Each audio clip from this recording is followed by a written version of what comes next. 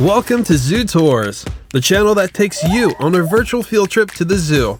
And if you are new here, hit those like, sub, and bell buttons to get free walkthroughs of America's zoos and aquariums. And after the video, I want all of you to go to the comments to learn how you can get 20% off one of these bracelets that not only saves wild animals, but lets you track them right on your phone.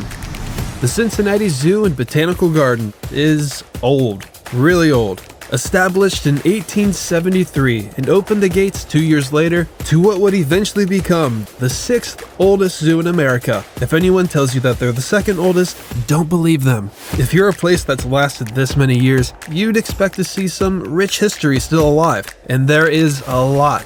Most look at the reptiles and the elephants for historical value, but not many know about the Eagle Eyrie.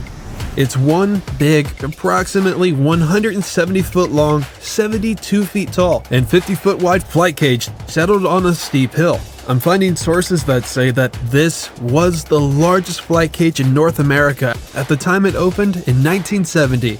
And before Rue Valley hopped along, it was most likely the very first thing you saw on the visit. Most of the world seems to know all about the California condor and their story, but the Andean Condors got some problems too, you know. In the 70s, farmers thought they were hunting their livestock, so they shot and poisoned the birds to the point of putting them on the endangered list.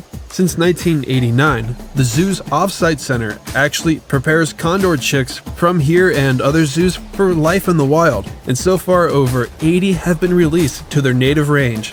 In 2016, Laurel and Griff helped out a little. She was laying eggs, but they weren't fertilized. Eventually, the zoo thought that they've found part of the problem. Andean condors don't nest the normal way that we think. They just lay the egg ever so lovingly, just about anywhere on cliffs. Cincinnati gave them a wooden box as a nest. Wasn't working out. So they built a more natural-looking cave into the rock. Not long after that, the pair welcomed Cincy's first condor chick in 30 years. As you could have guessed, you can view them from the ground level looking up at the cliffside, but the observation deck is where it's at. You and your party can compare your wingspan to other birds of prey. See just how big one of their feathers is, and it's the only open-fronted raptor enclosure I know of where the birds can actually free fly into your space. And let's just say they do come over and say hi, just remember this rule. That's one bird down, just one more to go. Right across from the reptile house is the entrance to the Steller sea eagle of Asia's northeastern coast. You might hear them before you even see them.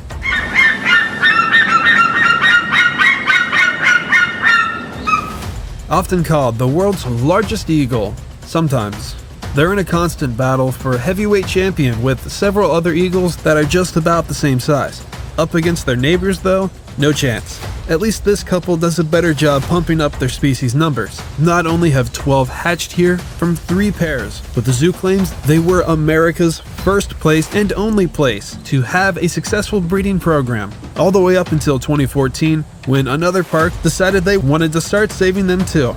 Chicks are raised in either trees or cliffs, but always in a giant nest, up to 5 feet deep and 8 feet in diameter.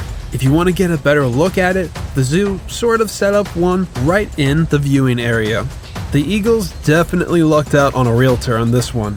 They live in the more lush, detailed, and larger of the two spaces. Unfortunately, they meshed up the viewing and the observation deck, and ever since then, I'd much prefer to stay down here and watch them watch the roos from nearly 70 feet in the air.